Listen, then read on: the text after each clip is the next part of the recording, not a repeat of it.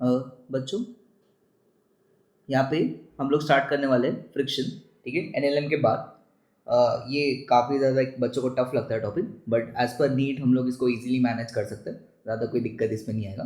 क्या क्या ध्यान रखना है फ्रिक्शन में? Friction always opposes the relative motion between the bodies.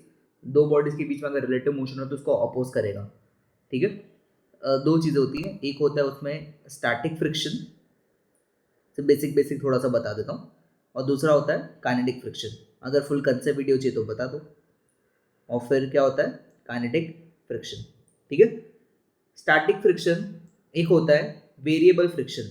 ये क्या होता है? वेरिएबल फ्रिक्शन होता है, मतलब अगर मैं जितना F अप्लाई करूंगा उतना ही मुझे देखने को मिलेगा, जितना मैं फोर्स अप्लाई करूंगा उतना ही स्टैटिक फ्रिक्शन देखने को मुझे मिलेगा। ये कब तक होगा? लिमिटिंग तक। कब तक होगा? लिमिटिंग तक। ये ध्यान रखना कि स्टैटिक फ्रिक्शन कोई फॉर्मूला नहीं होता, लिमिटिंग का फॉर्मूला होता है। तो जो F लिमिटिंग होता है उसका फॉर्मूला होता है mu S into N, where mu S is the coefficient of static friction, where mu S is the coefficient of static friction. ये बात समझ गए होंगे। बट जैसे लिमिटिंग को मैं क्रॉस करता हूँ, जैसे मैं लिमिटिंग को क्रॉस करता हूँ उसके बाद फ्रिक्शन का नेचर चेंज हो जाता है। स्टैटिक तक दो बॉडीज के बीच में कोई भी रिलेटिव मोशन नहीं होता, बट जैसे ही एक बॉडी दूसरे पे मूव करने लगती है तब फ्रिक्शन का नेचर चेंज होकर क्या हो जाता है? काइनेटिक। और काइनेटिक फ्रिक्शन कांस्टेंट होता है। काइनेटिक फ्रिक्शन होता है mu K into N, and this is a constant value, okay. और ये याद रखना कि स्टैटिक फ्रिक्शन काइनेटिक से ज़्यादा होता है। कि मान लो एक अलमारी है, बहुत पुरानी अलमारी है, अगर तुम लोग उसको स्टार्टिंग में धक्का दोगे तो बहुत मेहनत लगेगा, बट जैसे ही वो एक बार चलना थोड़ा बहुत शुरू करेगी तब थोड़ा सा फोर्स कम लगाना पड़ता है। ये यहाँ पे उनके बारे में दिया हुआ है, ठीक है। Is proportional to the normal reaction between the two contacting bodies. यहाँ से इसका फॉर्मूला आ जाता है, ओके।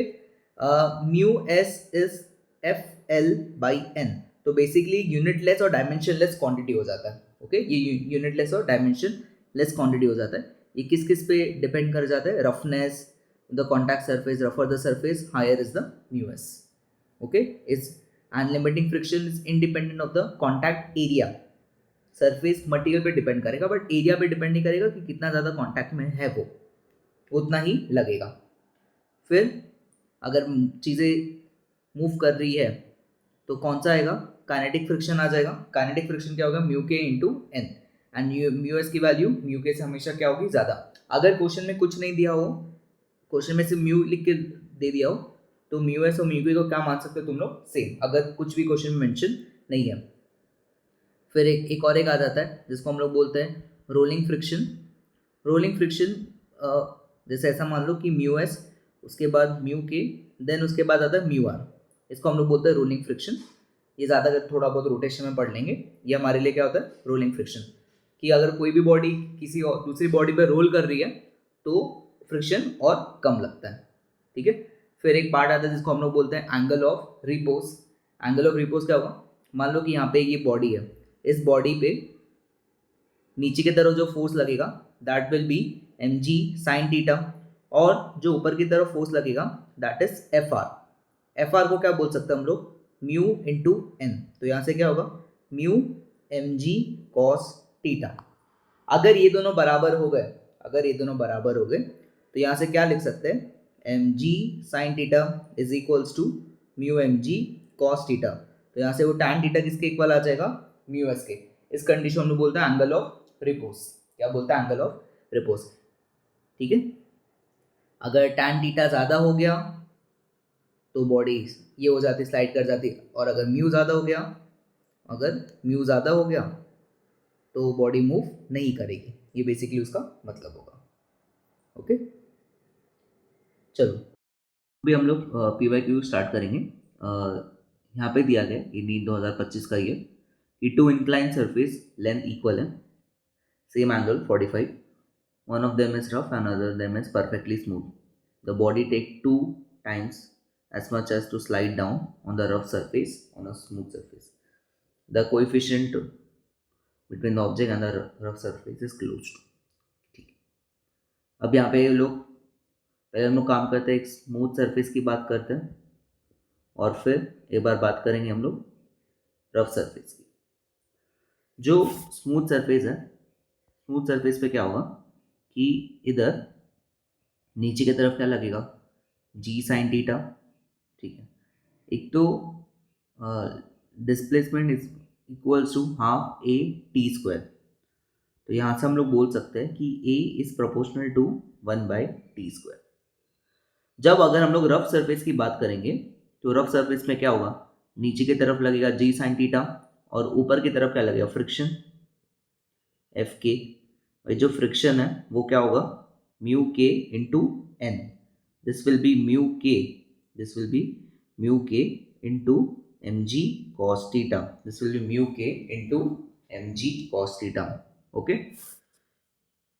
यहाँ से एक तो acceleration is inversely proportional to time है ना, तो ऐसे लिख सकते हैं T of rough upon T of smooth का whole square is equals to A of smooth, A of smooth upon A of rough. Smooth के लिए क्या होगा, it will be simply G sine theta divide में G, rough के लिए क्या होगा, G sine theta minus mu K G cos theta.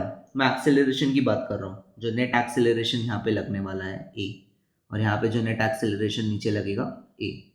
Okay, मैं उसकी यहाँ पे बात कर रहा हूँ। यहाँ से क्या आएगा, जो रफ सरफेस है उसको ज़्यादा टाइम लगा है तो ये 4 होगा and this come out to be, तुम लोग यहाँ से क्या कर सकते हो, ये जी का पार्ट कैंसिल कर सकते हो, फिर इधर से साइन थीटा 45 है ना, इधर भी 1/√2 माइनस म्यू के इंटू 1/√2। अब 1/√2 को भी कॉमन लेके कैंसिल कर सकते हो, तो क्या बचेगा, 1/1 के। इधर से क्या आएगा, 1/के विल बी 1/4, तो mu K will be 1 minus 1/4, that is equals to 3/4, that is equals to 3/4। तो सबसे पहले तुम लोग को इसका एक्सेलरेशन लिखना है, इसका एक्सेलरेशन लिखना है, then acceleration is proportional to 1/t²। फिर यहाँ से ये सॉल्व हो जाएगा। ओके, चलो अब नेक्स्ट क्वेश्चन पे बढ़ते हैं। क्या पूछा हुआ है, a block of mass 2 kg is kept on an inclined rough surface AC as shown. The coefficient of friction mu, the net force acting on the block will be। वो लोग हम लोग से क्या पूछ रहे अभी, the net force acting on the wall, on the block। तो इसको कैसे निकालेंगे, पहले काम करते हैं इस ब्लॉक की एफबीडीज पे थोड़ा काम करते हैं, जल्दी बनाते हैं। यहाँ पे नीचे की तरफ क्या लगेगा, एम जी, इधर की तरफ क्या होगा, एम जी कॉस थीटा, और आगे की तरफ क्या होगा, एम जी साइन थीटा, और आगे की तरफ क्या होगा, एम जी साइन थीटा। अब ऊपर की तरफ क्या लगेगा, नॉर्मल, और पीछे की तरफ क्या लगेगा, फ्रिक्शन। पीछे की तरफ क्या लगने वाला है, फ्रिक्शन। ओके, एक तो पहले ये चेक करना पड़ेगा कि ये जो ब्लॉक है हमारा वो मूव कर रहा है कि नहीं कर रहा। ठीक है, तो मैं फ्रिक्शन की लिमिटिंग वैल्यू को यूज़ करूँगा। यहाँ पे अभी हम लोग फ्रिक्शन, तो अभी के लिए हम लोग इसको स्टार्टिंग, तो यहाँ से जो फ्रिक्शन है उसको हम लोग क्या लिखेंगे, म्यू इंटू एन करके लिखेंगे। यहाँ पे जो फ्रिक्शन है उसको क्या लिखेंगे, म्यू इंटू एन। क्योंकि अगर ये लिमिट, अगर एम जी साइन थीटा लिमिटिंग से ज़्यादा होगा तो ये चलने लग जाएगा। अगर एम जी साइन थीटा लिमिटिंग से ज़्यादा होगा ये तो चलने लग जाएगा। ये बात पे ध्यान दो कि एम जी साइन को बहुत ज़्यादा होना पड़ेगा तब जाके ये आगे क्या करेगा, मूव करने वाला है। तब क्या करेगा, ये आगे जाके मूव करेगा। तो इधर से म्यू के इंटू एन, तो क्या आएगा हम लोग को, म्यू की वैल्यू कितनी है, 1/, ये है 1/√3 इंटू एन कितना होगा, एम जी कॉस थीटा। ओके, ये हमारे पास क्या है, एम जी कॉस थीटा। सो हॉरिजॉन्टल पे एफ नेट कितना आएगा, that will be M ji sine theta minus F S. M ji sine theta क्या होगा, तो it will be 2 into 10 into 30। 30 मतलब कितना हो जाएगा ये, √3 सॉरी 30 मतलब 1/2 माइनस 1/√3 इंटू 2 इंटू 10 इंटू √3/2। ये कैंसिल हो जाएगा तो इधर 10 बचेगा, ये कैंसिल हो जाएगा 10, तो इधर आंसर क्या आ गया, 0। आंसर इधर क्या आ गया, 0। इतना नहीं करना है, अगर दूसरा यूज़ करना है तो angle of repose. Angle of repose क्या होता है? tan theta is equals to mu. अगर ये चीज़ पता है हम लोग को, एंगल ऑफ रिपोज में क्या हो जाएगा?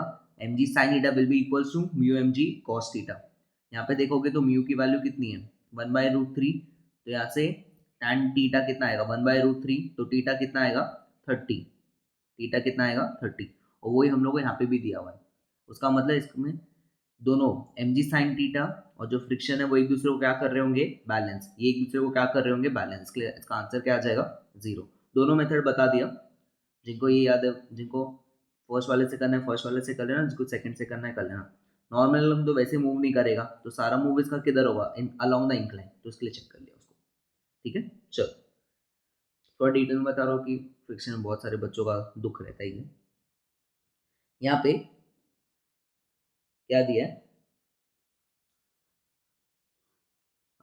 Calculate the maximum acceleration of a moving car. ठीक है, so that a body lying on the floor of the car remains stationary। तो यहाँ पे हम लोग क्या देखेंगे उस पर बात करते हैं कि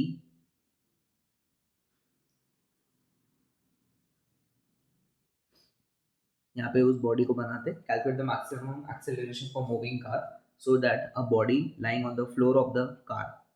तो यहाँ पे एक बॉडी है जो फ्लोर पे लाई कर रही है। जब अगर ये कार आगे की तरफ ए से बढ़ेगा बच्चों, तो इस भाई को क्या होगा? क्या इसको पीछे की तरफ एक सूडो फोर्स लगेगा? That will be M A. That will be M A. अगर फोर्स इसको पीछे की तरफ लग रहा है तो फ्रिक्शन का लगना चाहिए आगे। फ्रिक्शन क्या लगना चाहिए? आगे। और फ्रिक्शन की मैक्सिमम वैल्यू मतलब लिमिटिंग वैल्यू की हम लोग क्या कर रहे हैं? इस पर बात कर रहे हैं। यहाँ पे this M A should be equals to F of limiting. F of limiting. तो M A will be equals to mu S into N. अब एन किसके इक्वल होगा? एन इक्वल हो जाएगा बच्चों एम जी के, वो हमको पता है। तो यहाँ से एम और एम कैंसिल। ए की वैल्यू क्या आएगी? म्यू एस इंटू जी। म्यू एस कितना है हमारे पास? म्यू एस है हमारे पास 0.15। म्यू एस क्या है? 0.15 इंटू 10। यहाँ से कितना ऑप्शन आएगा? 1.5। फिर एक बार देख लो कि भाई जब कार आगे बढ़ेगी तो इसको सूडो फोर्स पीछे लगेगा। अगर बच्चों इसको फोर्स पीछे लग रहा है तो फ्रिक्शन इसको अपोज करने के लिए कहाँ लगेगा? आगे। कहाँ लगेगा? आगे। तो इसके लिए मैंने इन दोनों को बैलेंस किया। फिर फ्रिक्शन को क्या लिखा? Mu into n. एन को क्या पुट किया? एम जी। फिर वहां से सॉल्व कर दिया। ठीक है, इजी क्वेश्चन, ज़्यादा कुछ इसमें टेंशन की बात नहीं। तो यहाँ से अपना कौन सा ऑप्शन सही हो जाएगा? Option number D will be the correct. चलो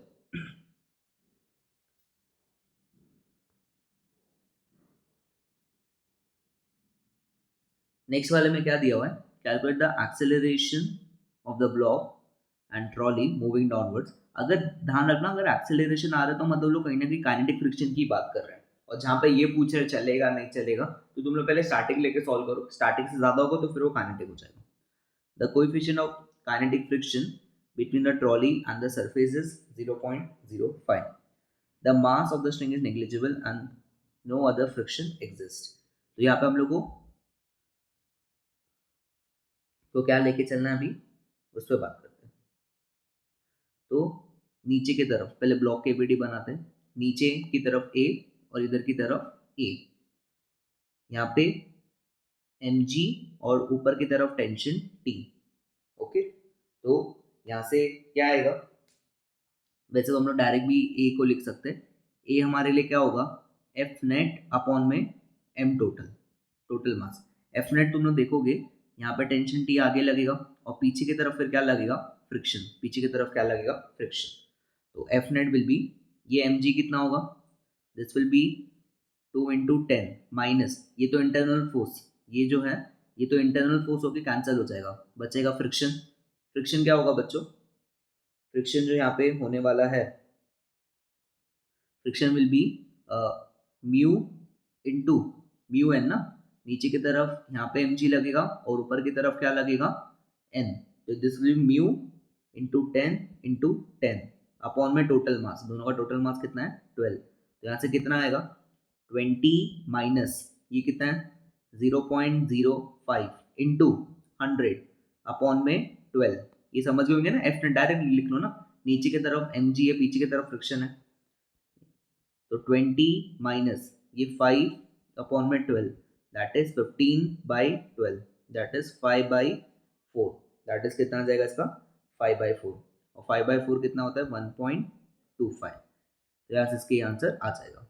ठीक है, तो फटाफट करके बता दिया, टेंशन निकालते वो करते बहुत टाइम लगता, इससे अच्छा डायरेक्ट लिखने का सीखो कि जो नेट पुलिंग फोर्स है और जो नेट अपोजिंग फोर्स है उन दोनों को सब्ट्रैक्ट करके फिर आंसर हम लोग लिख सकते हैं। ओके, तो ये एक्सीलरेशन आ जाएगा। चलो अब नेक्स्ट करते हैं।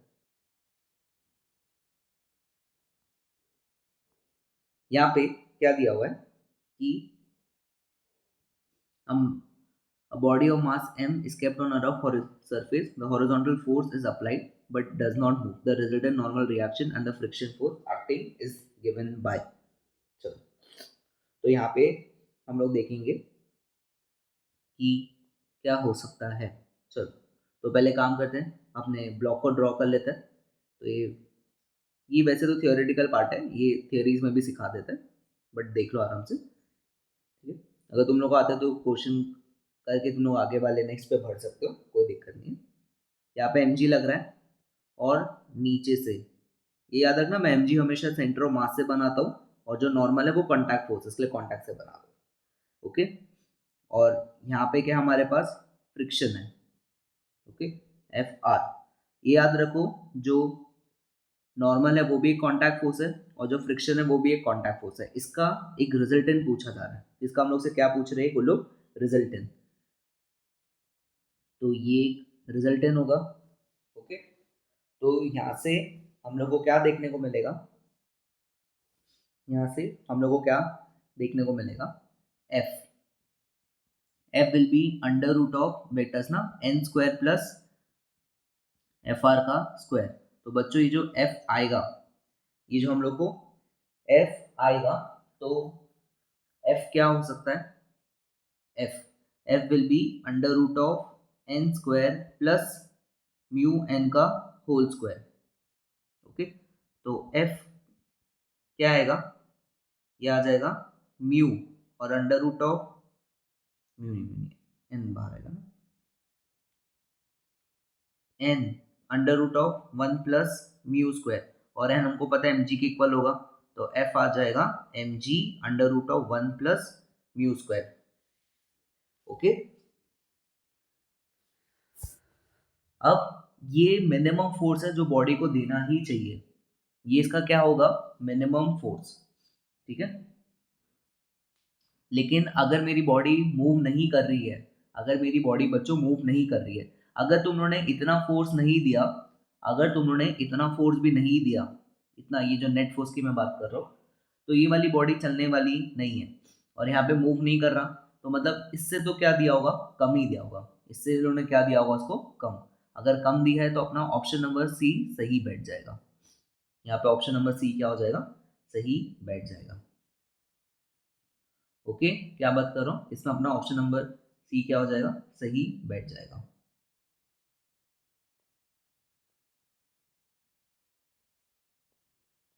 चलो अब नेक्स्ट क्वेश्चन में क्या दिया हुआ है, which of the following is incorrect, frictional force opposite the relative motion, हाँ ये सही है, बट इसको टिक नहीं करेंगे।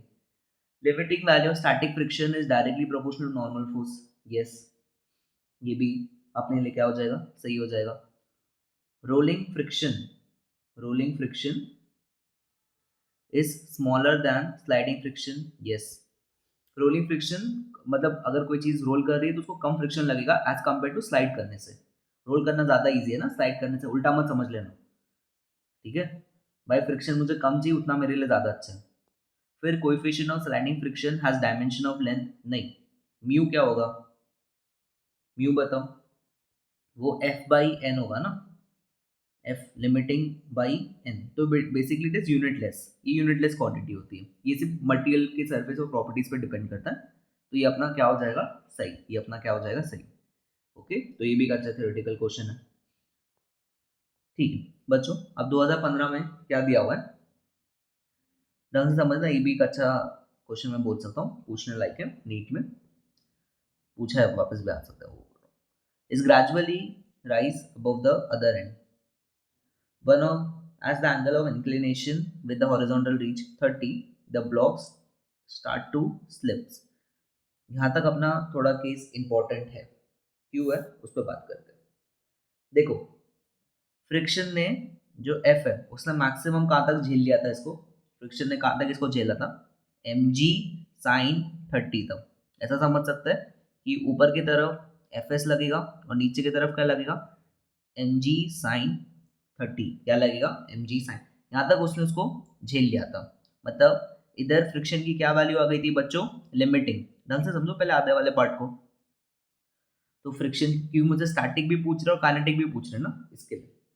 तो यहाँ तक फ्रिक्शन, तो यहाँ तक क्या आ गया था, इसका लिमिटिंग वैल्यू आ गया था। और लिमिटिंग क्या होगा, म्यू एस इंटू एम जी कॉस थीटा। ध्यान रखा करो ये सब लिखने का।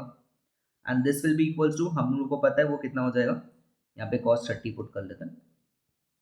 And this is equals to M G sine 30 और म्यू एस क्या हो जाएगा फिर tan 30, एंड tan 30 इज 1/√3 और 1/√3 कितना होगा, इट इज अप्रोक्सीमेटली कुछ 0.57 एंड दैट इज 0.6। ये हम लोग को मिल गया स्टैटिक, ये हम लोग को क्या मिल गया, स्टैटिक। अगर ये भी कर लिया तो भी हम लोग ऑप्शन टिक कर सकते हैं कि ऑप्शन नंबर फर्स्ट, क्योंकि मुझे पता है स्टैटिक तो काइनेटिक से ज़्यादा ही होता है ना भाई, स्टैटिक तो काइनेटिक से ज़्यादा होता है और ये 0.6 मिला है, तो बाकी सारे कोई ऑप्शन की ज़रूरत तो है नहीं। तो यहाँ तक तो अपना क्वेश्चन हो गया, बट जस्ट पूरा कंसेप्ट का आइडिया देने के लिए मैं आगे भी इसको सॉल्व करता हूँ।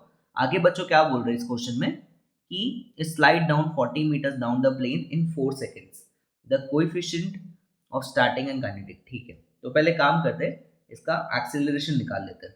इसको क्या लिख सकते हैं, half A T square, half A T square. F दिया हुआ है यहाँ पे 4, is half A into T square कितना हो जाएगा, it come out to be 16। तो जो ए है वो कितना मिलेगा, 1/2। ए कितना मिलेगा, 1/2, दैट इज 0.5। अब ऐसा समझो कि जब मैं और थोड़ा सा इंक्लिनेशन बढ़ाऊंगा तो वो किस में क्या होगा, नीचे की तरफ क्या लगेगा, mg sin थीटा, और ऊपर की तरफ अभी लगेगा एफ के, ऊपर की तरफ क्या लगेगा, एफ के। तो जो रिजल्टेंट होगा, तो जो एक्सेलरेशन मुझे मिलेगा, एक्सेलरेशन क्या मिलेगा बच्चों, ढंग से सोच के बताओ, नीचे लग रहा है ना, अब इतना आना चाहिए, this is g sin theta minus mu g cos theta, minus mu g cos theta. अब इधर से हम लोग को सॉल्व करना है किसकी वैल्यू, म्यू के की वैल्यू। इधर से हम लोग किसको सॉल्व करना है, म्यू के की वैल्यू को क्या करना है, इसमें अभी हम लोग को सॉल्व करना है। तो ये 1/2, इधर g 10 मान लेते हैं। अभी ये कि सर ये एंगल क्या होगा, मान लो एंगल अगर स्लाइटली भी बढ़ा है, it is something like 30.0001 degree, ऐसे करके लाइक 30 पॉइंट कुछ समथिंग डिग्री भी बढ़ा, तो उसको मैं अप्रोक्सीमेटली 30 ले लेता हूँ, क्या दिक्कत है, थोड़ा भी बढ़ाऊंगा तो भी वो चलने लग जाएगा ना।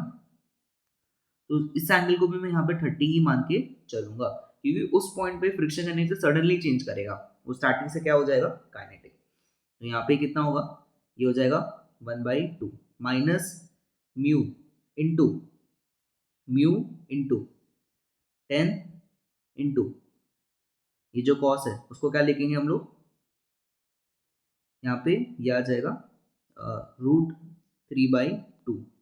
यहाँ से 2 और 2 वाला पार्ट कैंसिल हो जाएगा, तो mu 10√3, mu 10√3 will be equals to, ये आ जाएगा 9, ये 10 उधर लेके जाके, तो म्यू यहाँ से कितना आएगा 0.9/√3, कितना आएगा ये 0.9/√3। बस इतना करोगे समझ जाओगे, ये 1/√3 था ना, और ये कितना 0.9, तो ऑब्वियसली बात है 0.6 से कम ही आएगा, तो अपना यहाँ से ऑप्शन नंबर फर्स्ट बच जाएगा। लेकिन इससे अच्छा जो मैंने स्टार्टिंग में बता दिया कि अगर तुम लोग म्यू के निकाल लोगे तो ऑप्शन फटाफट टिक हो जाएंगे। ओके, नीट का पेपर है, जरूरी नहीं पूरा सॉल्व करो। चलो चलो बच्चों,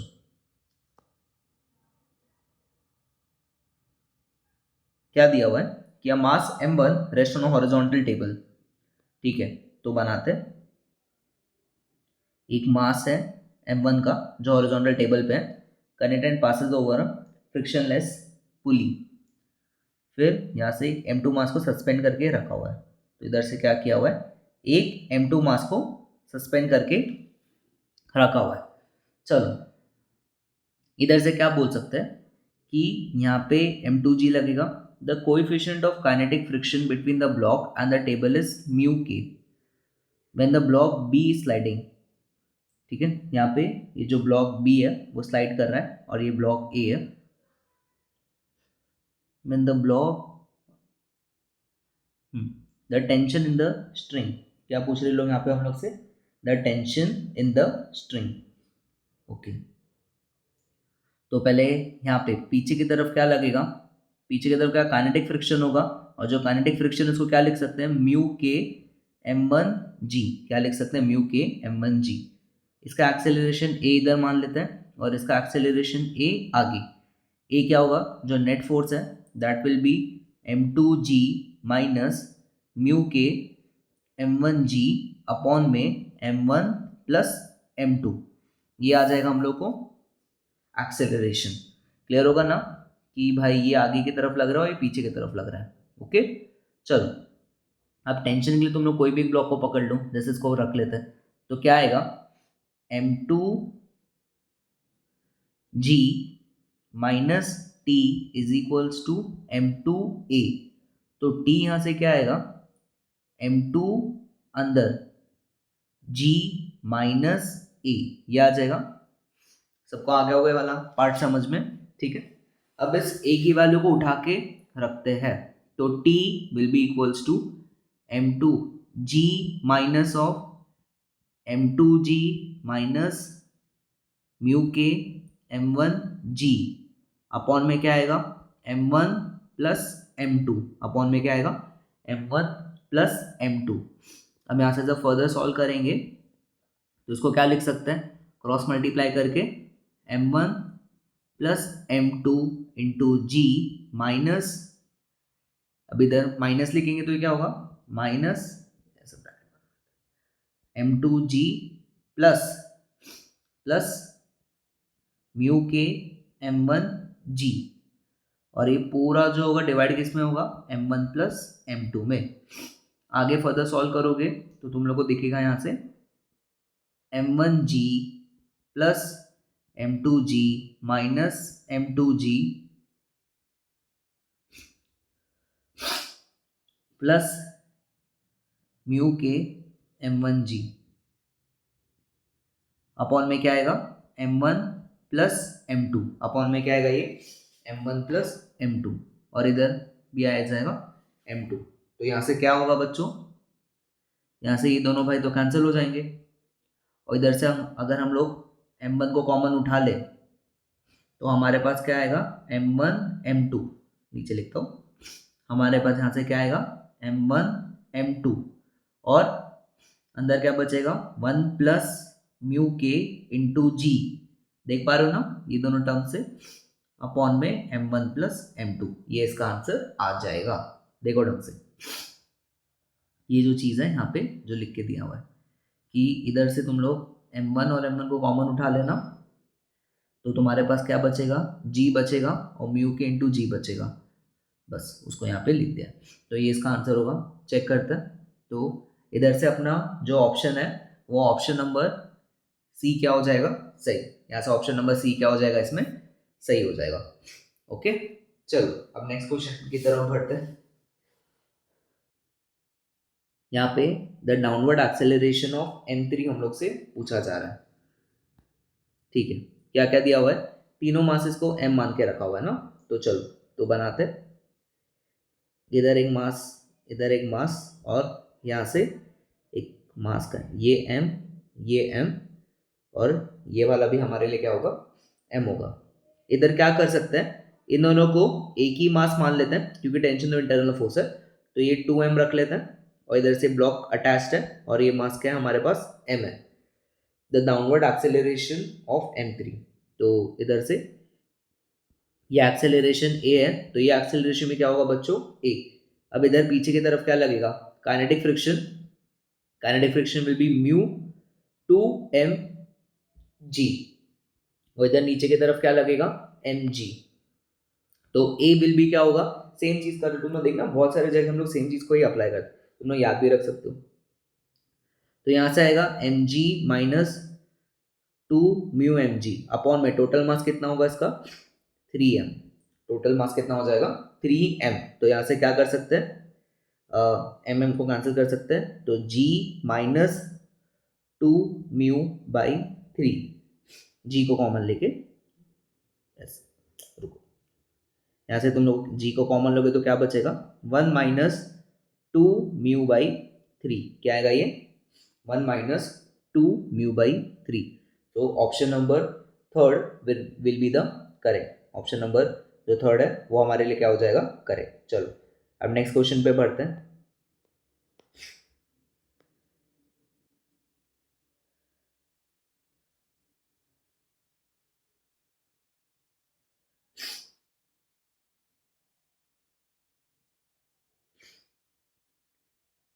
बच्चों अब ये वाले जो क्वेश्चन में क्या दिया है, upper of an incline plane is of inclination theta is perfectly smooth by the lower half is rough. A block starts from rest at the top of the plane and will again come to rest at the bottom if the coefficient of friction between the block and the lower of the plane is given by। ठीक है, तो यहाँ पे हम लोग को थोड़ा बहुत काइनेमैटिक्स वो सब आना चाहिए। इधर क्या करेंगे कि इधर एंगल थीटा बनाएंगे, यहाँ पे आधे पार्ट को हम लोग स्मूथ रखेंगे और आधे पार्ट को क्या रखेंगे हम लोग रफ।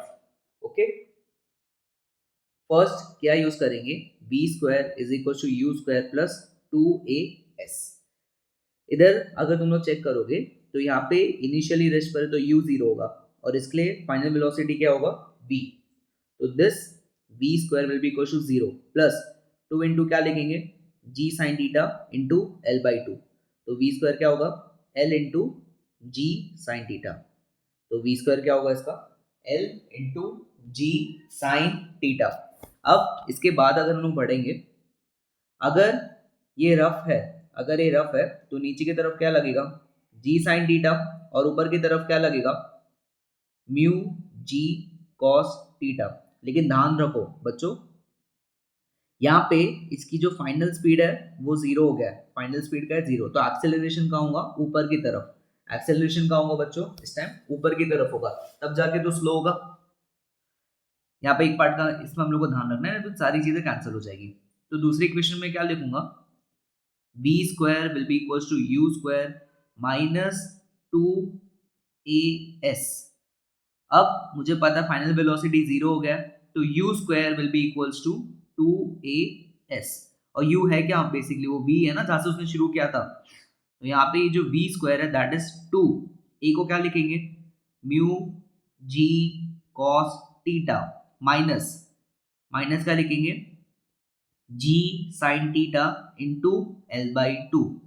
यहाँ से 2 और 2 कैंसिल होगा, इधर से हम लोग को पता है दोनों साइड v स्क्वायर है, तो l g sine theta will be equals to mu ji cos theta minus g sine theta तो इंटू एल।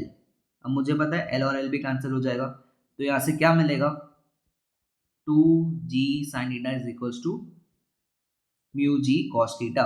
तो g और g फिर कैंसिल होगा, तो 2 tan theta is equals to mu. यहाँ से क्या आंसर आएगा हमारे पास 2 tan theta is equals to mu. तो कौन सा ऑप्शन सही बैठ जाएगा, option number third will be the correct. आ गया वो सबको समझ में। ध्यान क्या रखना है इस बात का, ये वाली बात का, ये नहीं तो पूरा क्वेश्चन गलत कर दोगे।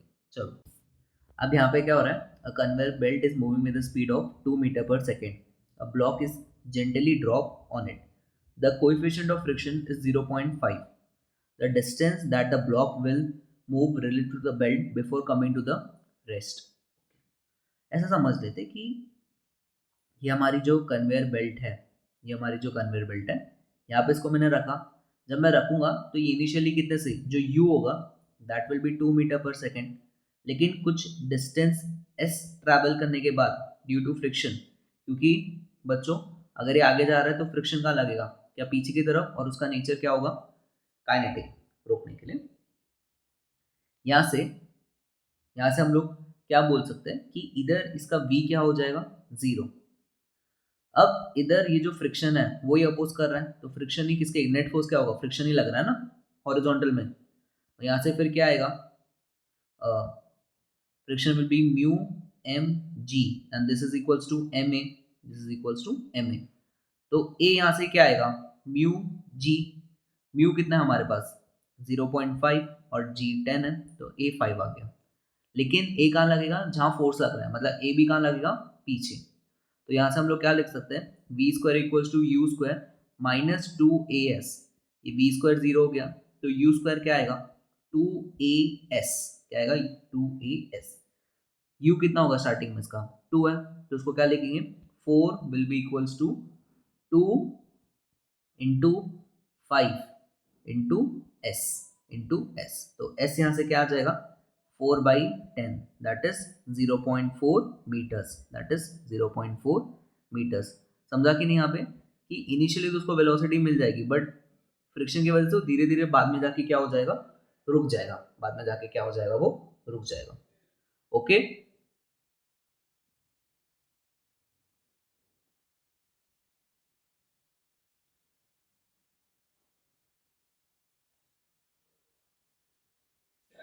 क्या सूरज सर। तो अभी हम लोग आगे वाला एक क्वेश्चन देखेंगे। यहाँ पे इधर क्या बोल रहे हैं कि a block of mass m is in contact with the card as shown, the coefficient of static friction है, स्टैटिक फ्रिक्शन बोला गया है, is mu, the acceleration of card is alpha, that will prevent the block from falling. ठीक है, तो ये वाले case में क्या होगा उसको हम लोग थोड़ा सा एनालाइज करते हैं। अगर ये अल्फा से आगे जा रहा है तो इस पर पीछे की तरफ एक सूडो फोर्स लगना चाहिए एम अल्फा का, और आगे की तरफ एक नॉर्मल रिएक्शन एन लगना चाहिए। ठीक है, और यहाँ से इस एन की value should equals to m alpha. ये फर्स्ट पार्ट हो गया। जो सेकेंड पार्ट है भाई, नीचे की तरफ क्या लगना चाहिए बच्चों, एम जी, नीचे की तरफ क्या लगना चाहिए एम जी।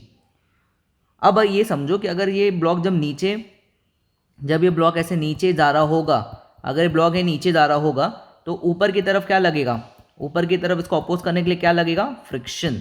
ऊपर की तरफ क्या लगेगा बच्चों, फ्रिक्शन। तो ये एफ आर होगा। अब अगर इस ब्लॉक को स्टेशनरी रहना है, लाइक मूव नहीं करना है, तो this F R should be greater और equals to M G, this F R should be greater और इक्वल्स टू एम जी। यहाँ से इसकी वैल्यू क्या होगी, म्यू इंटू एन, एन को क्या लिखोगे आप, एम अल्फा, क्या लिखेंगे एम अल्फा, एम और एम यहाँ से क्या हो जाएगा, कैंसिल। तो यहाँ से अल्फा की वैल्यू विल बी ग्रेटर और equals to g by mu. यहाँ से अल्फा की वैल्यू क्या होगी, ग्रेटर और equals to g by mu. तो कौन सा कंडीशन इसमें सही होगा, ऑप्शन नंबर 3। एक बार चेक कर लो कि यहाँ पे सूडो फोर्स पीछे की तरफ लगेगा और आगे की तरफ नॉर्मल रिएक्शन, नीचे एम जी लगेगा तो नीचे जाने का ट्राई करेगा, तो उसको बैलेंस कौन कर देगा, फ्रिक्शन। फिर this friction is greater than m जी, फिर यहाँ से अपना आंसर आ जाएगा। चलो अब नेक्स्ट करते हैं।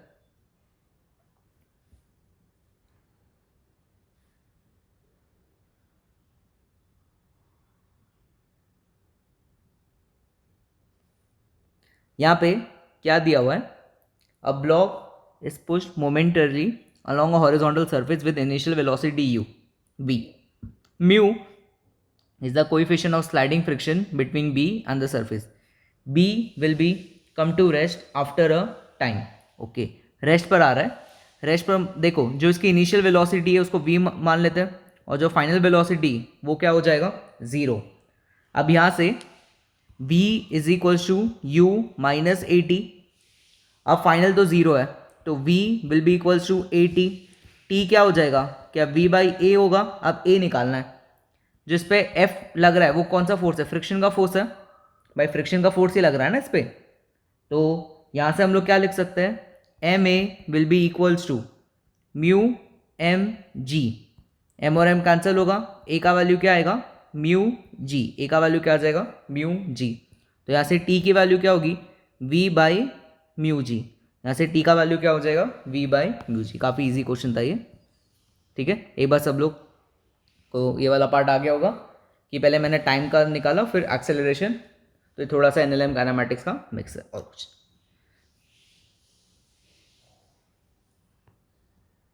चलो अब ये वाले क्वेश्चन में क्या दिया हुआ है कि coefficient of static friction is mu s, mu 8 नहीं वो म्यू एस है। A block of a of mass 2 kg as shown in the figure. ठीक है, आगे क्या बोल रहे हैं, what will be the maximum mass of block b so that two blocks do not move. Assume, ठीक है, तो दोनों को हम लोग को मतलब ये क्वेश्चन जो है हमारा इक्विलिब्रियम का है। इक्विलिब्रियम में क्या होता है, जो एफ नेट होता है वो क्या हो जाता है, ज़ीरो। एफ नेट क्या होता है, ज़ीरो। और यहाँ से हम लोग को बी का मास पूछ रहे हैं, तो इधर समझते हैं कि ये जो टी है, टी अगर आगे की तरफ लगेगा तो पीछे क्या लगेगा, friction. So this is F r and this is equals to mu M g. अब इधर म्यू कितना दिया हुआ है, यहाँ पे म्यू कितना दिया हुआ है 0.2, तो 0.2 इंटू 2 इंटू 10, तो यहाँ से कितना आंसर आएगा टेंशन का 4। यहाँ से टी का वैल्यू हम लोग को कितना मिल जाएगा, 4 मिल जाएगा। अब उसके आगे बी वाला जो ब्लॉक है उस पर अगर एफ बनाएंगे तो नीचे की तरफ एम जी लगेगा और ऊपर की तरफ टी लगेगा। This t should be equals to M g. T का वैल्यू कितना है 4 and this is m into 10, तो m यहाँ से कितना आएगा 0.4 kg। m यहाँ से कितना आएगा बच्चों 0.4 kg। So d will be the correct answer, d will be the correct answer. ये भी समझ गए होंगे, इसको भी कैसे देखना है हम लोग को। चलो तो बच्चों यहाँ पे अभी ये एम्स 2019 का क्वेश्चन है। यहाँ क्या बोल रहे हैं, अ block of mass 2 kg is placed over a block of mass 8 kg, जो दिखा हुआ डायग्राम में। ठीक है, द कोएफिशिएंट ऑफ फ्रिक्शन, यहाँ पे जो फ्रिक्शन कोएफिशिएंट है दैट इज 0.5 और ए और बी के बीच में जो है दैट इज 0.4। हॉरिजॉन्टल फोर्स कितना लग रहा है 10। Then the frictional force between a and b. Okay, तो हम लोग को ए और बी के बीच में कितना फ्रिक्शनल फोर्स लग रहा है उसकी बात करनी पड़ेगी। पहले काम करते हैं, बी पे जितने भी फोर्स लग रहे हैं उस पर बात कर लेते हैं। अगर ये आगे जाएगा तो हम लोग मान लेते हैं कि यहाँ पे जो फ्रिक्शन लगेगा वो कहाँ लगेगा, पीछे की तरफ, तो इसको निकालते हैं।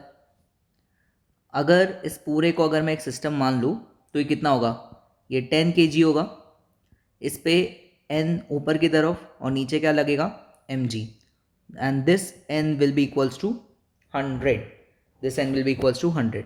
तो जो फ्रिक्शनल फोर्स होगा maximum limiting that will be mu b into n, ये दिया ना यहाँ पे,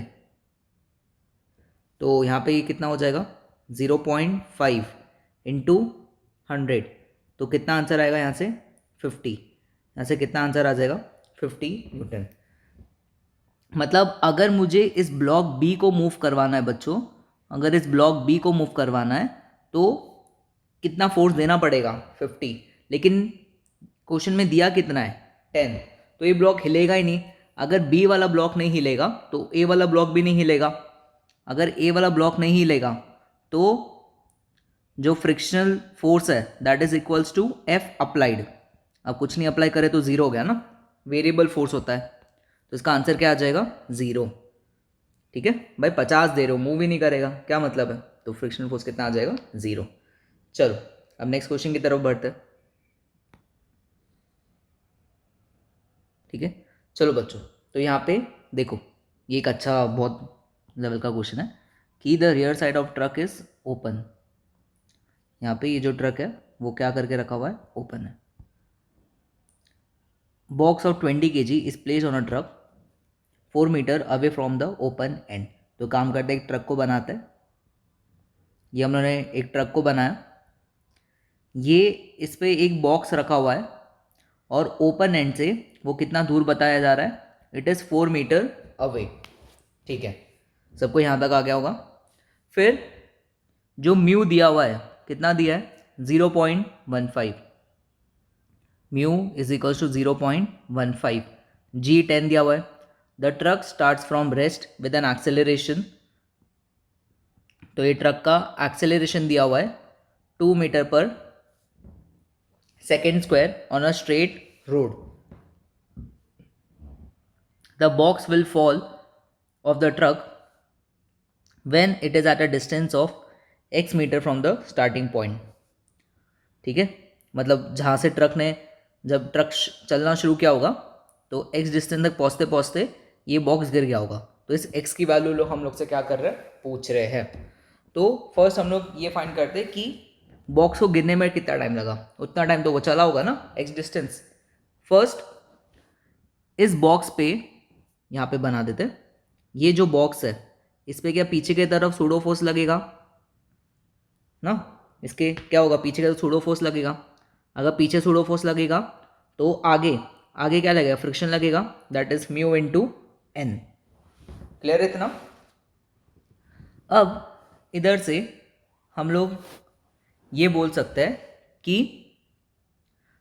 एफ नेट जो होगा, यहाँ पे हमें पता है कि जो बॉक्स पीछे की तरफ जा रहा है तो it is m A minus mu M G.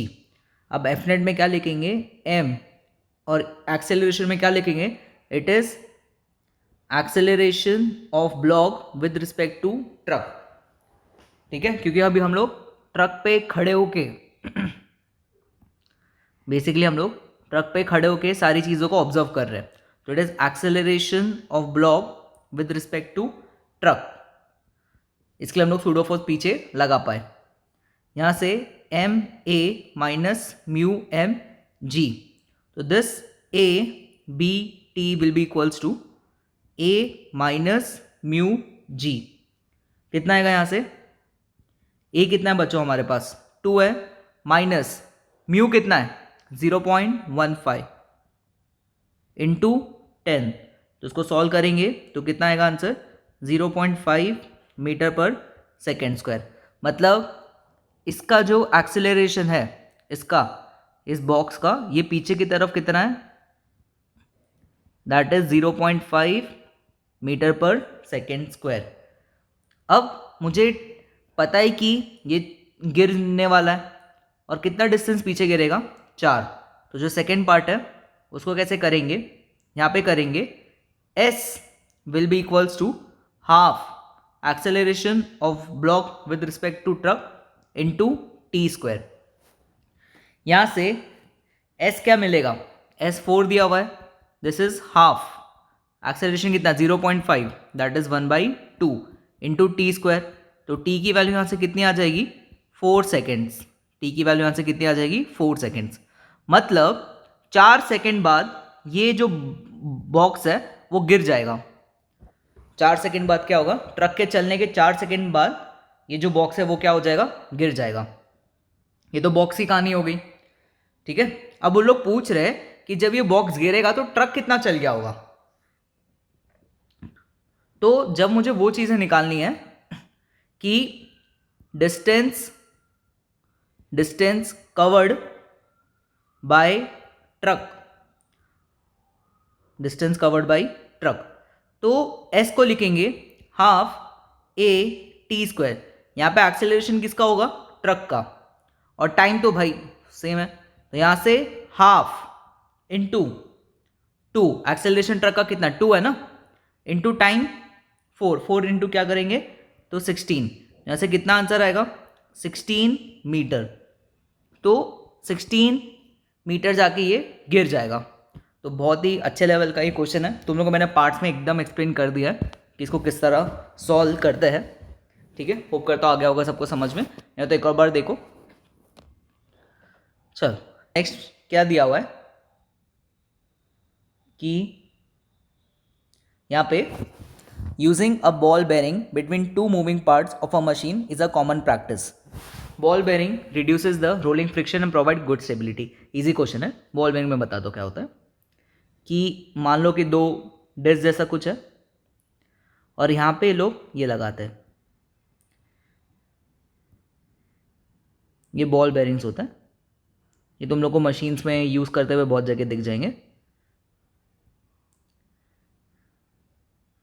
तो जब ये इसके ऊपर घूमेगा तो इतना फ्रिक्शन नहीं लगेगा. क्यों नहीं लगेगा, देखो सबसे ज़्यादा होता है अपना स्टैटिक, उसके बाद काइनेटिक, एंड देन उसके बाद क्या होता है, रोलिंग फ्रिक्शन। तो इन बॉल्स को लगाने से क्या होता है, ये रोलिंग फ्रिक्शन की वजह से ये अच्छी खासी स्टेबिलिटी से क्या करते हैं, घूमते हैं, ये जो बॉल बेरिंग्स होते हैं। ओके, तो इसके लिए कोई भी दो मूविंग पार्ट्स के बीच में इनको यूज़ किया जाता है। इसको, ये फ्लावर नहीं है, ठीक है, ये सर्कल, ये बॉल्स होते हैं, तुम लोग चेक कर सकते हो। तो यहाँ पे इसका ऑप्शन नंबर क्या हो जाएगा, फर्स्ट करेक्ट हो जाएगा।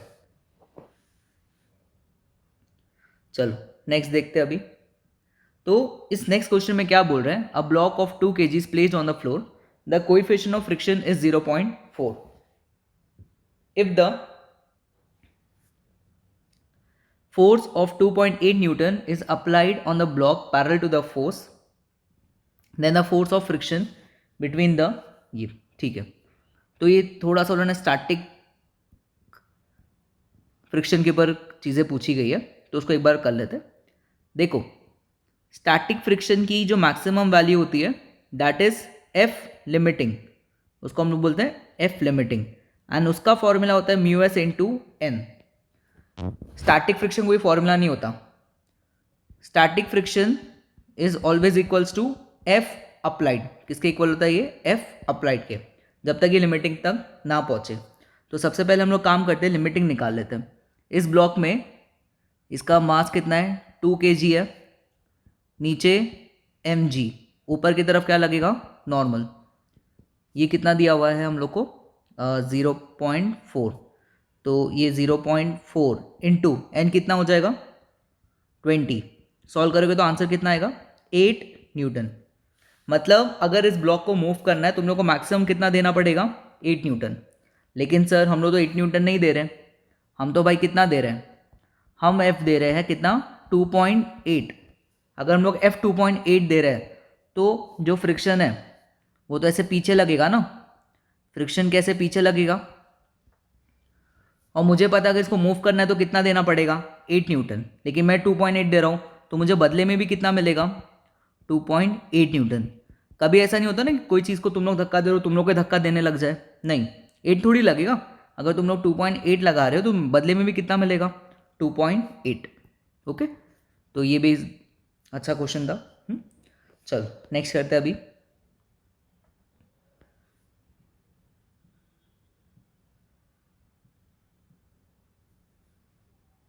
नेक्स्ट वाले क्वेश्चन में क्या दिया, अ block of mass m is pulled along a horizontal surface by applying a force of angle theta, ठीक है, with horizontal if the block travel with uniform velocity as the displacement d and the coefficient is mu, then the work done by the applied force, then the work done by the applied force। तो ये काम करते इसको बनाते हैं। इधर क्या दे रहे हैं कि ये ब्लॉक m है, horizontal surface by applying a force at an angle theta, तो एक f मान लेते हैं और ये एंगल क्या है हमारे पास, theta. If the block travel with uniform velocity and has a displacement कितना है उसका, d है। ओके, तो ये f को हम लोग को क्या करना है अभी, फाइंड आउट करना है। तो कैसे करेंगे, फर्स्ट थिंग कि हम लोग को कुछ इधर ये होगा f cos थीटा, और ऊपर की तरफ क्या होगा बच्चों, f sin थीटा। ये तो f की बात हो गई। नीचे की तरफ क्या लगेगा, mg, और पीछे की तरफ क्या लगेगा, फ्रिक्शन, दैट इज Fr, और ऊपर की तरफ नॉर्मल रिएक्शन n लगेगा। FBD समझ में आ गया, f cos थीटा, ये f cos theta, f sin theta, नीचे mg, ऊपर नॉर्मल और पीछे फ्रिक्शन। बोला है कि भाई लोग ने कि वो यूनिफॉर्म वेलोसिटी है। यूनिफॉर्म वेलोसिटी मतलब एक्सेलरेशन जीरो, अगर एक्सेलरेशन जीरो तो एफ नेट क्या हो गया, जीरो। तो एक तो मैं बोल सकता हूं कि f cos theta is equals to f r, इसको इक्वेशन नंबर 1 बोल लेते हैं। ओके, तो पहले यहां से ये बताओ कि नॉर्मल एन की वैल्यू क्या आएगी, एन ऐसे लिखेंगे, एन क्या मिलेगा तुम लोग को, कि n plus f sine theta is equals to M G. तो n यहाँ से मिलेगा m g minus f sine theta, ये n मिल गया। यहाँ से f cos theta will be mu into n, n is m g minus f sine theta. इधर से फर्दर सॉल्व करेंगे तो f cos theta will be mu M g minus f sine, sorry यहाँ पे माइनस म्यू, तो इधर से solve करके क्या आएगा, f cos theta plus mu sine theta is equals to mu M G. तो एफ की वैल्यू यहाँ से आएगी म्यू एम जी अपॉन में cos theta plus mu sine theta. चलो यहाँ तक तो फोर्स मिल गया। ये सब क्यों कर पाया, क्योंकि यूनिफॉर्म वेलोसिटी दिया था तो नेट एक्सेलरेशन जीरो था, तो हॉरिजॉन्टल फोर्स और वर्टिकल फोर्स को क्या कर दिया, बैलेंस। यहाँ तक दिख रहा होगा सब लोग को, देखो ओके। अब हम लोग से लोग क्या पूछ रहे हैं, what they are asking, they are asking work done. और वर्क डन क्या होता है, force into displacement. Work done क्या होता है, फोर्स इनटू डिस्प्लेसमेंट। तो जो फोर्स मिला है इसको किससे मल्टीप्लाई करेंगे, डी से। तो फाइनल आंसर क्या होगा बच्चों, mu M G D upon में cos theta plus mu sine theta. तो ये वर्क डन आएगा। ओके, ये हम लोग को क्या आ जाएगा, वर्क डन। लेकिन यहाँ पे डॉट है, और एक और चीज़ यहाँ पे मैंने देखा नहीं कि एंगल, भाई एफ ऊपर की तरफ है ना, एफ स्ट्रेट नहीं है, तो एफ और डी के बीच में एंगल कितना होगा, it should be work done will be equals to f d into cos theta, f d into cos theta. तो यहाँ पे भी क्या आना चाहिए, f d into cos theta. बस एक एरर हो गया उसमें, ओके क्योंकि फोर्स और डिस्प्लेसमेंट के बीच में ये जा तो आगे रहा है बट एंगल कितना, थीटा है ना। तो अगर तुम लोग यहाँ पे ऑप्शन को चेक करोगे तो यहाँ से तुम लोग को मेरे हिसाब से ऑप्शन नंबर सी नहीं, ऑप्शन नंबर बी सही देखने को मिल जाएगा। ऑप्शन नंबर बी सही देखने को मिल जाएगा। ओके, आ गया होगा सबको समझ में। क्वेश्चन है यहाँ पे वो लोग क्या दे रहे हैं कि it is difficult to move on a cycle along a road with its brake on. हाँ सही है भाई, ब्रेक लगा के तुम साइकिल कैसे चलाओगे, रीज़न क्या है, sliding friction is greater than rolling friction. हाँ, जब पहिया स्टॉप हो जाएगा तो ऐसा घसट के आगे जाएगा ना, लेकिन जब साइकिल चलेगी तो वो रोल करेगा। तो ये वाले केस में स्लाइडिंग फ्रिक्शन लगेगा और ये वाले केस में क्या लगेगा, rolling friction. And sliding friction is more than the rolling friction. तो इसका ऑब्वियसली बात है आंसर क्या आना चाहिए, फर्स्ट। क्या आना चाहिए इसका आंसर, फर्स्ट। चलो हम लोग जे वाले सेगमेंट पे आ रहे हैं। इधर सारे वैसे थोड़े बहुत क्वेश्चन है कि तुम्हारा प्रैक्टिस हो जाए, कि स्मॉल एम दिया हुआ है, ये टू ब्लॉक सिस्टम लोग बहुत पूछ लेते हैं। तो ये 0.5 kg है और ये 4.5 kg है अलॉन्ग द हॉरिजॉन्टल। मतलब ये जो पार्ट है ये हम लोग को क्या दिया हुआ है बच्चों, स्मूथ, ये मूव नहीं कर रहा। The coefficient of static friction between the block is 3/7। यहाँ का जो फ्रिक्शन कोएफिशिएंट है that is 3/7। The maximum horizontal force that can be applied on a larger block so that it move together is n। तो हम लोग को क्या बताना है इसमें, n बताना है कि दोनों क्या करें, साथ में ही मूव करें। तो इधर एक ये बात समझते कि सुनो, ऐसा देखना कि ये वाला ब्लॉक लगा है, ये छोटा ब्लॉक मैंने लगा है, ये F। जब तुम लोग यहाँ पे खड़े रहोगे बच्चों, जब तुम लोग यहाँ पे खड़े रहोगे तो तुम लोग को क्या फील होगा कि इसको एक सूडो फोर्स कहाँ लग रहा है। अगर सिस्टम आगे जा रहा है तो उसको सूडो फोर्स पीछे की तरफ लग रहा है। अगर सूडो फोर्स पीछे लग रहा है तो इस ब्लॉक पे फ्रिक्शन कहाँ लगना चाहिए, आगे लगना चाहिए, जो इसको क्या करेगा, अपोज करेगा। इससे मुझे पता लगेगा कि मैं मैक्सिमम एक्सेलरेशन से इस पूरे सिस्टम को कैसे मूव करवा सकता हूँ। इससे ज़्यादा हुआ तो दिक्कत हो जाएगी।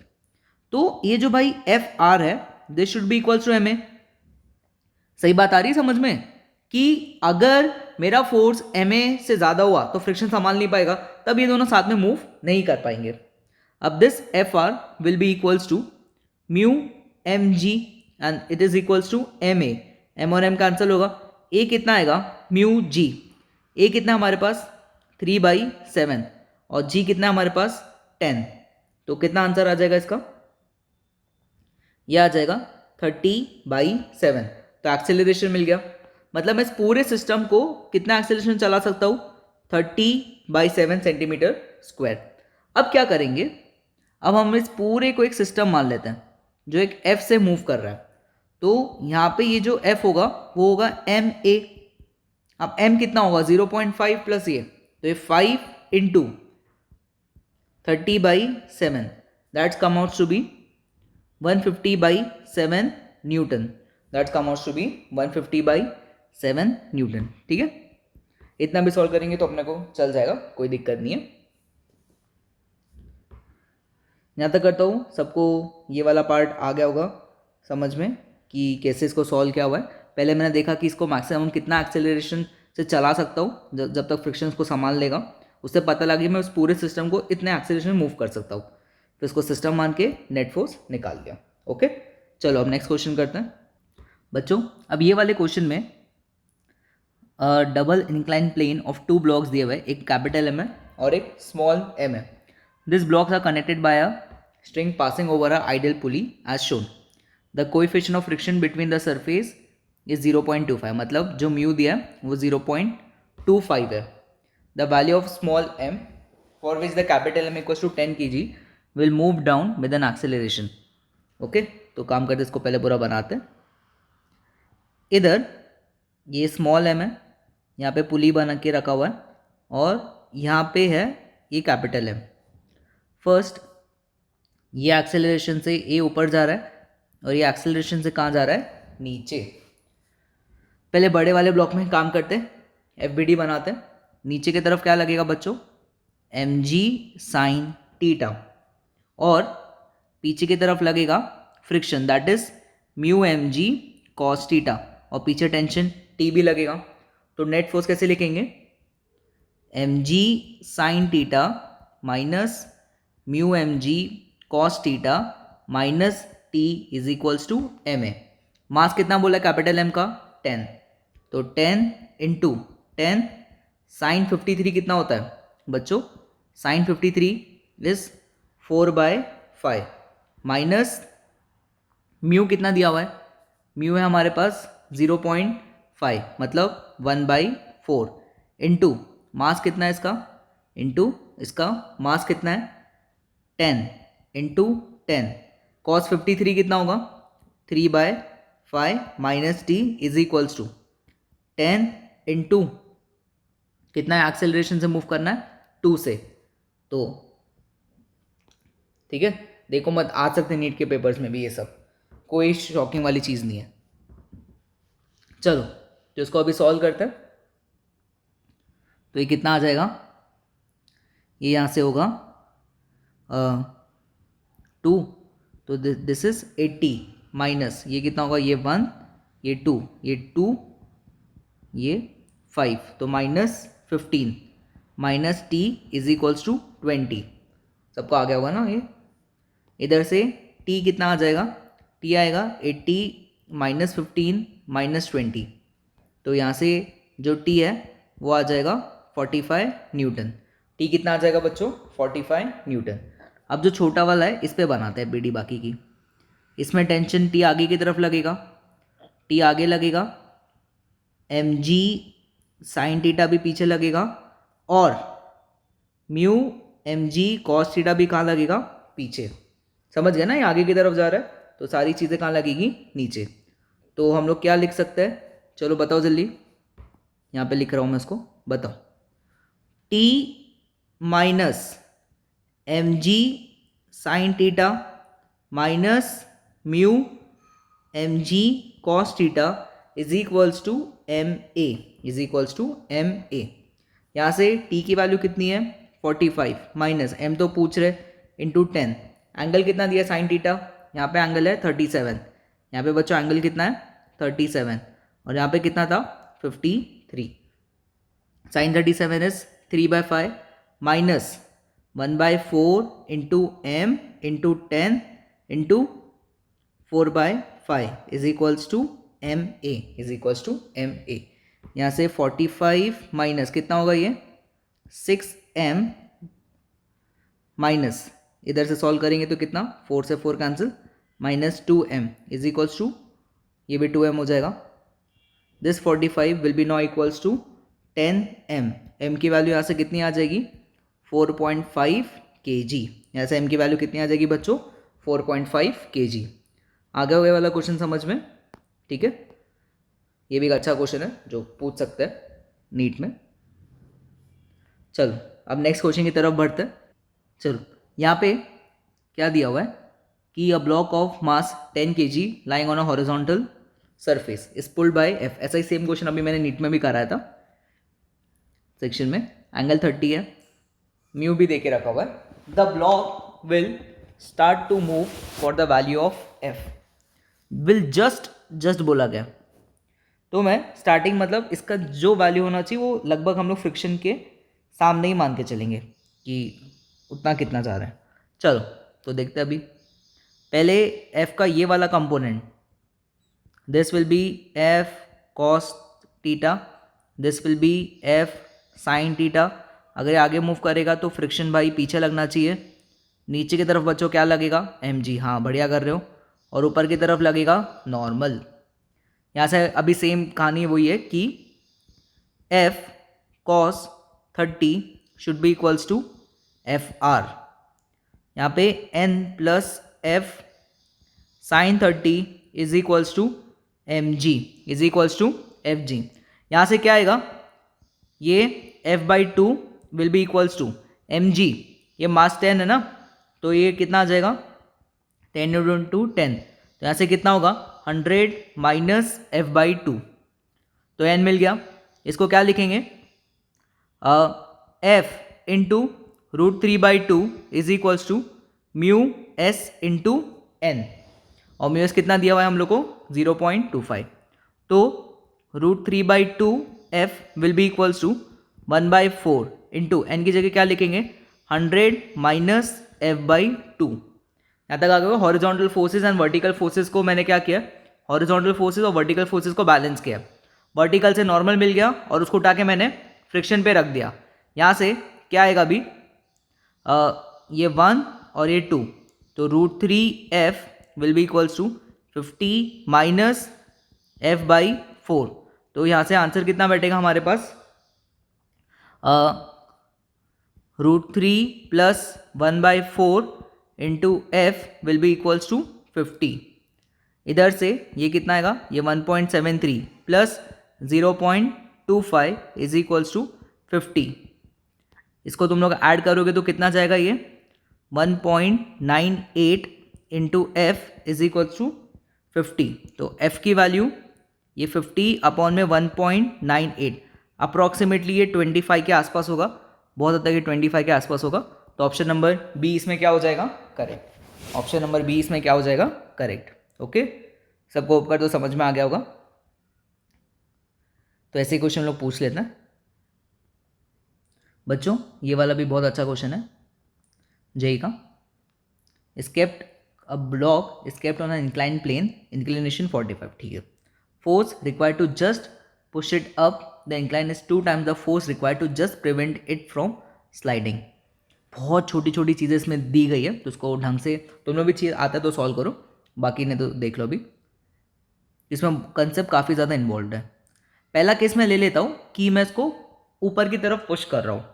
तो तुम लोग का ये होना चाहिए कि सर हम लोग जब ऊपर की तरफ पुश करेंगे, जब हम लोग इसको ऊपर की तरफ पुश करेंगे, इन दैट केस जो फ्रिक्शन है वो नीचे की तरफ लगना चाहिए क्योंकि ऊपर जा रहा है। और बाकी n इधर नीचे की तरफ क्या लगेगा mg cos थीटा। और यहाँ पे थीटा कितना दिया हुआ है 45। Now I am acting the force upward F1। ठीक है। और यहाँ से एक और फोर्स लगेगा नीचे की तरफ that is mg sin theta. भाई वो भी तो नीचे लगेगा ना। तो यहाँ से जब इक्वेशन लिखेंगे तो क्या लिखेंगे F1 विल बी जस्ट एक इसको मैं ऊपर की तरफ पुश कर रहा हूँ तो ये जो F1 होगा F1 किसके बराबर होना चाहिए, mg sine theta plus friction, plus क्या होना चाहिए, फ्रिक्शन। यहाँ से हम लोग क्या लिख सकते हैं, mg sine 45 that is 1/√2 plus friction क्या होगा, म्यू इंटू एन, और एन किसके बराबर होगा, mg cos थीटा, ये सब हम लोग को आता है। तो it is mu mg cos theta will B 1/√2। इधर से f1 की वैल्यू तुम लोग को क्या मिलेगी, f1 आ जाएगा mg/√2 इंटू 1 प्लस म्यू। ये फर्स्ट इक्वेशन इसका आएगा। ये कब हो रहा है, जब मैं इसको ऊपर की तरफ लेके जा रहा हूँ। कहाँ लेके जा रहा हूँ, ऊपर की तरफ। ओके, दूसरे वाले केस में क्या करेंगे, दूसरे वाले केस में we are preventing it from sliding. हम लोग उसको क्या कर रहे हैं, प्रिवेंट कर रहे हैं स्लाइडिंग से। यार कोई भी चीज़ को तुम लोग प्रिवेंट कब करोगे, जब वो खुद नीचे जा रहा होगा।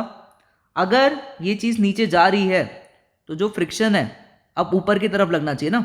ये भाई नीचे जा रहा था, इसकी टेंडेंसी कहाँ थी, नीचे जाने की, तो फ्रिक्शन कहाँ लग रहा है, ऊपर। तो यहाँ से हम लोग क्या बोल सकते हैं, अब F2 कहाँ लगेगा, ऊपर की तरफ, जिससे ये क्या हो जाए, रुक जाए। और नीचे की तरफ क्या लगेगा, mg साइन टीटा, नीचे की तरफ क्या लगेगा, mg साइन टीटा। समझा क्या हो रहा है कि ये नीचे मूव कर रहा है तो फ्रिक्शन ऊपर लगेगा, फ्रिक्शन तो रोकेगा ना, और तुम लोग और फोर्स लगा रहे हो जिससे वो क्या हो जाए, रुक जाए। Now F2 will be mg sine theta, mg sine theta minus FR। यहाँ से क्या आएगा, mg into 1/√2 minus mu mg by 1/√2। इधर से क्या आएगा तुम लोग को, F2 आ जाएगा mg/√2 into 1 minus mu into 1 minus mu. ये तुम लोग को समझ गए होंगे, इसके लिए बहुत अच्छा क्वेश्चन है ये। इधर ये बोला गया है कि इसको ऊपर लेके जाने के लिए हम लोग को फोर्स कितना लगना पड़ रहा है, 2 times the force it to just preventing it. मतलब ये जो F1 है ऊपर जाने के लिए ज़्यादा फोर्स लगाना पड़ रहा है, तुम लोग खुद एक्सप्रेशन से देख सकते हो। तो this F1 is 2 times of F2। F1 क्या होगा, mg/√2 into 1 plus mu is equals to mg/√2 into 1 minus mu, और ये 2 टाइम्स है। ये क्या है बच्चों, 2 टाइम्स है। तो यहाँ से क्या होगा, mg cancel, √2 cancel, 1 plus mu is equals to 2 minus 2 mu, तो 3 mu is equals to 1। Mu की वैल्यू कितनी आएगी, 1/3 मतलब 0.3। कितना आएगा ये, 0.3। तो 0.3 मतलब यहाँ पे अपना जो फर्स्ट ऑप्शन है वो क्या हो जाएगा, करेक्ट। फर्स्ट ऑप्शन क्या हो जाएगा इसमें, करेक्ट।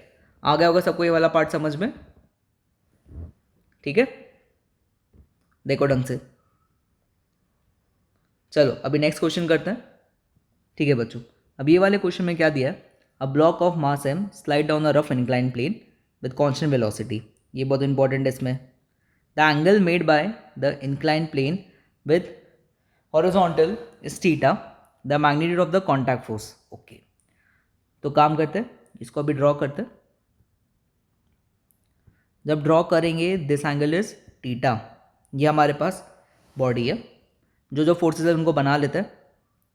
चलो इसमें काम करते हैं कि एक डायरेक्शन मान लेंगे, अभी मूव डाउनवर्ड जा रहा है, तो अगर भाई ये डाउनवर्ड जा रहा है तो नीचे की तरफ तो भाई mg साइन थीटा लगेगा ही।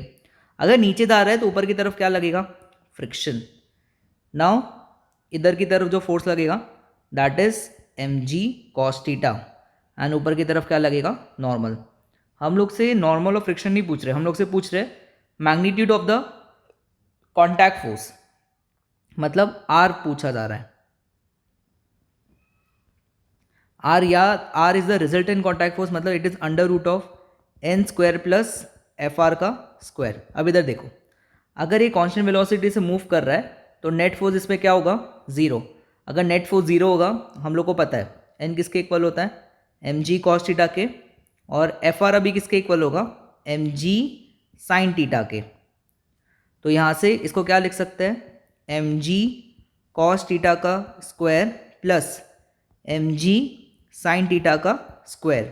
यहाँ से क्या आ जाएगा, it will be mg √cos² theta plus sin² theta वो कितना होता है, 1 होता है ना। तो ऐसा आंसर क्या आ जाएगा हम लोग को, mg। ऐसा आंसर क्या आ जाएगा हम लोग को, mg। ये होता है कि जब इस क्वेश्चन को सॉल्व करते तो लगता है कि अरे सबसे छोटा आंसर कैसे आ गया, बट इसी तरह इसको करते हैं क्योंकि कांस्टेंट वेलोसिटी बोला गया है, तो एफ नेट क्या हो जाएगा, 0। ओके, चलो अभी नेक्स्ट करते हैं। तो बच्चों अभी आगे वाले जो क्वेश्चन है यहाँ पे, a bag is generally drop on a conveyor belt is moving with the speed 2 metre per second. The coefficient of friction between the conveyor belt and the bag is 0.4. Initially the bag slipped on the belt before it stopped due to friction. The distance traveled by the bag, कि bag ने कितना distance travel किया है। चलो ठीक है, तो कहीं कन्वेयर बेल्ट बनाते, ये भी ऐसे टाइप का क्वेश्चन मैं नीट में करा चुका हूँ। ये जब बैग नीचे मूव करेगा तो इसका जो u है that is 2 metre per second and जो v है वो क्या हो जाएगा, 0। ओके इतना। इसके पीछे की तरफ क्या लगेगा, फ्रिक्शन लगेगा, जो बेसिकली उसको रिटार्ड करके रेस्ट पर लेके आ जाएगा। मतलब यहाँ पे ये जो v क्या हो जाएगा, 0, और ये डिस्टेंस हम लोग से पूछा जा रहा है। So this friction will be equals to net acceleration. तो यहाँ पे क्या होगा, mu M G is equals to M A. तो ए यहाँ से आएगा म्यू जी, ए यहाँ से क्या आ जाएगा, mu G, and this A will be now equals to 0.4 into 10 that is 4। मतलब ये जो रिटार्डेशन है that is 4 centimetre per second square. Now we know v square will be now equals to u square minus 2s, क्योंकि block आगे तो जा रहे but acceleration पीछे की तरफ है एंड v इज 0, तो u square will be equals to 2as। Now this 4 will be equals to 2 into क्या होगा, ये 4 इंटू एस, ये कैंसिल हो जाएगा, s आ जाएगा 1/2, 1/2 मतलब 0.5 मीटर। तो s यहाँ से कितना आ जाएगा, 0.5 मीटर। होप कर तो सबको समझ में आ गया होगा कि कैसे क्या। चलो